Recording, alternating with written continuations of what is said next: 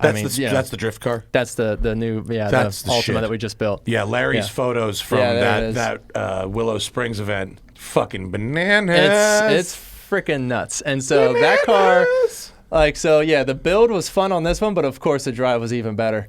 And that car, we've been planning this thing for, I want to say like a year and a half. It was first kind of introduced and pitched to a couple of our partners. Valvoline was the guys from absolute day one. Were like, we love this idea, let's make it happen. And it was over a year ago that we basically got it approved, but then COVID hit, and so everything got put on hold. And so it wasn't until the midsummer that it was like, okay, everything's back on, let's party. And it's like, okay. And so we were trying to have it ready for SEMA, by the way, for virtual SEMA. Yeah, so that was like kind of still our mental deadline, but there was just like so many holdups and just issues that we're running into with getting parts, and people were just like struggling to be able to put in the work because they're trying to like focus on things that are making them money. And but for this car, so what we did was I picked up an Altima and we had it 3D scanned inside and out, and the guys from Tech Consulting, they did the scan. They drew the entire chassis. They drew it like it was basically a trophy truck. They do that. There's another picture on your Instagram is all tube. And yeah, that's basically so that was right? a 3D print of the chassis. That right there. So that's shit. A 3D. Cool. Yeah. So that's what a the chassis cool looks fucking like. use of 3D printing. Yeah. I had not even thought of that until right this second, where it's like, here's your diagram of what to build. Is that what they use to then build the thing, pretty much? They gave that to me after the car was built. They were like, oh, well, we had the CAD, so we printed you out a little model. So it's about this big, it just sits on my table.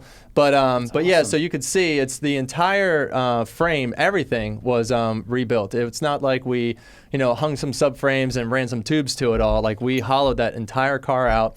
And is there any Altima left? Actually, there's a lot more than you would think. As far as drivetrain wise and no, obviously no absolutely drivetrain, not. But the windshield and lights and shit. The hood, from the hood to the trunk and the bumpers, that's all factory, and the doors even. Like the whole body is Altima still. But we shortened up the windshield. We made a new windshield cowl. We cut the whole inside out. We hollowed out all the A pillars and B pillars and all that, and so the tubes press up all the way to the outside of the skin, not just roll caging and stitching it to the inside. So it's just the outermost skin, and the doors are factory, but yeah, there's that condor. Yeah, so that's what I'm talking about. The full rollback. Yeah, it's awesome. The drop back. Yeah, and so we. We hollowed the whole thing out and we built the whole tube structure for it and made all new suspension mounting points and just made the whole thing, off of laser cut metal that our buddy Rob Parsons cut for us that Tech designed and built on their computer. And so basically just an entire two-frame structure, like I said, like a trophy truck, and then built around the Altima body. That's crazy. Yeah, pretty wild. No one's done it in drifting before. It's obviously been done in other forms of racing. Well, that's not allowed in Formula D. It's not legal for anything, which is why no one would waste their time on it. It looks so good. And the single company livery is so awesome. The color scheme they did is really great. Yeah. So with that, it would be fun if there was an unlimited class or something of Formula D. It's or an exhibition class or something, because I understand why it's based on factory cars. Keep it grassroots. Yeah, but still, that's awesome. It would be sick, and that's what we wanted to do. It's kind of proof of concept of what a drift car could be. And so if I was going to go through that much effort, I might as well make a four-door, because the most used car outside of our Formula Drift car is our four-door. Right. So we take that to Grid Life, everything else. And so that's basically our new Grid Life party car. Sick. Rules. Yeah. Because the Infinity was awesome. The Infinity was real cool. And that thing's been going for 10 years now. Is that thing still kicking? Hell yeah. That's awesome, that Infinity. Yeah, that thing cannot be stopped. It looks like somewhere between a Super GT and a V8 supercar, like a DTM kind of thing. That was kind of the goal. Yeah, I just wanted to have, I wanted to have it be still very factory body. We didn't have the ability to do a full composite. That was just way too, out of the price range that we're working with. So it's still very much the Altima body, but just slammed to the absolute ground, and redid some of the exterior body on it, of course, with the. The fender flares and things like that. All the flares on it were 3D the fucking printed. tire. Tell me about these wheels and tires. Why does it look like they're so Meaty. Yeah, I mean they're 295 40s, so they are big. They are kind of meaty then. Yeah. But with the body being so low, we had to raise the fender arches, and like one of my goals was to get the fender arches over the headlights, like so it had that kind of DTM look. Yeah. And we. So when we fit the rears on there, we had to cut into the rear door panel. So when you open the rear door, you can see like the whole tire, right? It's just sitting. It doesn't kick rubber like into the cabin, does it? We have door seals in there, so yeah, you're safe from that. We've thought it sort of through. Yeah, it does in the back of the car.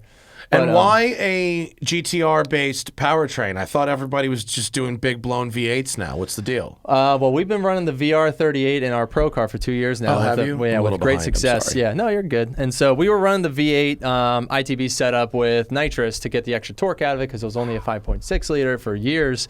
That's where we won our championships and all of our highest finishes. And then we switched over to the VQ first, trying to make that work, and that was tough. Not so good. Yeah, it's a tough engine to make a lot of power with. So then we went to the VR38, which is just unbelievable amount of power you can get out of these things. And so when we're going into this build, I was like, well, let's still do the VR38. And it doesn't make it right now, but the goal is we're going to make 2,000 horsepower with the car, and we want to make the world's most powerful drift car out of the Altima. So sure. Yeah, so with that, it's possible. They do it in the GTRs. Oh, Why yeah, not? they do almost 4,000 horsepower. Yeah, the mile cars are doing it. Yeah, they're making like 3,300 wheel horsepower out of those things. It makes no sense. Someone has to give you a Chiron to drag race at the Hoonigan drag strip for this versus that. Oh yeah, no, we're planning on taking that thing out there. Yeah, but legitimately, what would you do with a 2,000 horsepower drift car that you couldn't do with a 1,200 horsepower drift car? Like, what is that really not fast enough to do? Drift with more people faster. That's the only reason. With more people faster. So like the Infinity, for example, right? So here's a good baseline. That thing makes about 600. And when you put 4 people in that thing, as soon as you're over third gear, you can feel it. It's as soon as you get third and fourth gear, like good 60 to 80 mile an hour drifts, it starts to feel like a Corolla again. Where it's just like you're clutch kicking the crap out of it and just weighs down and doesn't want to burn the tires. So at 13, what it's set at right now, because when we built the car, we were shooting for Grid Life Skip Day, and that was on a Thursday. We finished the car. We fired it for the first time Tuesday at midnight. We got it on the ground for the first time. You're never too successful to not have that be the thing that happens. That's right. And so and it hit the ground on its own, tires and suspension for the first time Wednesday at 3 o'clock, 3:30 really. We loaded on the trailer. We get to the dyno by 4:15. We had 1 hour to tune it before the dyno closed so that we could go up to the track. So we basically just put our FD tune on it and just cleaned it up for the car and got it all, driving good, throttles working, everything else. So in 1 hour, got it drivable, making full power, made over 1,000 to the ground, and then we went straight to the track. And it's on ethanol, 85? No, it's on C16 right now. Oh. Yeah. Well, that's pretty mild for a race gas tune. I mean, not to crap on your parade, but no. So to be running race gas at 1,000 horsepower is it's pretty standard. Yeah, It was, you're good. You could beat the shit of that all day. Oh, yeah. And so that was one less variable for us trying to figure the car out. It was like, okay, this is the same basic package that our FD car has. And it's got 3 pedals and a sequential, I can imagine? Mm-hmm. Okay, cool. Yeah, it's got a 6XD sequential. It's got, the full 3-pedal action. Like, you still use the clutch on the upshifts when you're drifting. It's just a little happier that way. So the Powertrain just is your competition car with a longer drive shaft, basically. Yeah, essentially. That's awesome. It's the same same differential, the Winters Quick Change. It's got the 6XD sequential. It's got our same clutch setup, our same drive shaft shop, carbon drive shaft and axles and everything else. And so all of that is very similar to the Pro car. Using carbon axles?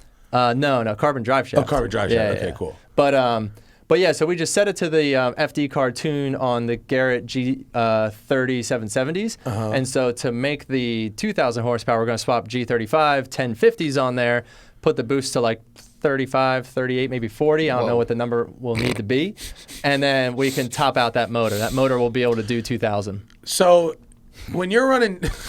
okay. And so like you can see, you can burn the tires just fine. We're at Horse Thief, so we're doing maybe 80 on the bottom by the water tower, and it's blowing the tires off just fine.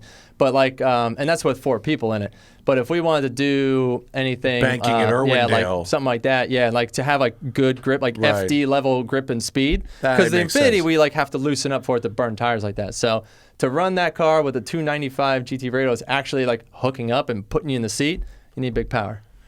That's fucking wild. I mean, you're right. The math makes sense. Absolutely. But fuck me. I mean, you know, Dude. 2,000 horsepower. Yeah. That's wild. I mean, that's real. That's got to be a ride in the back seat. Yeah. I mean, well, holy shit. imagine like an FD car, right? They're averaging, 1,400 horsepower, right? Yeah. Somewhere Is that around where there. they're at right now? Yeah. Everyone's over 1,000 wheel. And so now take an FD car and put, 600 pound of dude in it and watch that thing like load up. Mm-hmm. So we're basically just trying to 100%. get over that bell curve. Yeah. Yeah.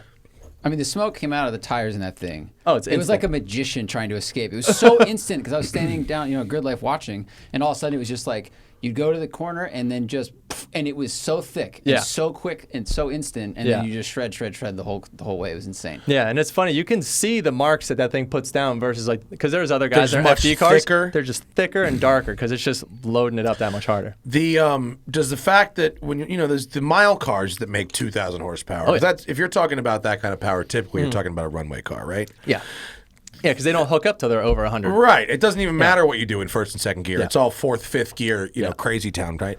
But you're running these RPMs at typically much lower speeds, sometimes right behind another car that's blowing who the fuck knows what. So how do you keep a turbo engine alive under those kind of conditions making that? Are you spraying meth on it or something? On the Formula Drift cars, we use anti-lag and nitrous. Usually just nitrous because the anti-lag really builds a lot of heat.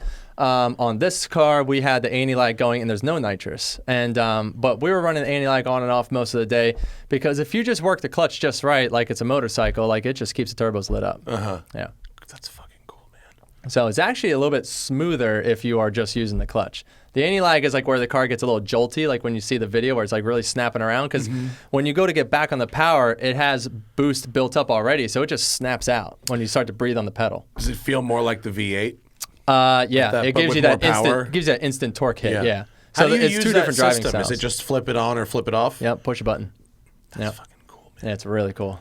That's really cool. And that's where you get all the pops and clacks and makes throws the extra fireballs, and it's more of a show for sure. What's the difference between like a pro grade car of 5 or 6 years ago and a pro grade car of today? Oh, it's completely different, which is why like I really wanted to build a new four-seater because like the Infinity was like that's a 10-year-old technology, right? And so I was like, I want to build something bigger and better. And so, but yeah, on the pro level, all the cars are consistently making 4 digits, and the reliability is just there because of the drivetrain upgrades, the computer upgrades, even the tuners knowledge, being able to just give you a car that works every time. And so we're able to put more grip into the cars because we're making more power. You got guys, running single digit tire pressure, rims on the ground, Yeah. It looks like they're lining up at the drag strip. Yeah. And so just the speeds are just getting higher and higher, and like just the grip and the control and being able to press in on other cars. So yeah. Is the angle gotten even more, or is it kind of It's pretty much plateaued about 5 or 6 years ago. Like there's not too much more you can do. You're once up to the back is going into the corner before the front. Yeah, you're getting like 60, almost 70 degrees out of some cars. Like it's like 60 is the norm. But because once you get over that, the car just wants to push on the front end. And it's more of the only time you can use that much angle is when you're decreasing your speed. Right. As soon as you get on the throttle, it just wants to straighten out and push the front end over. So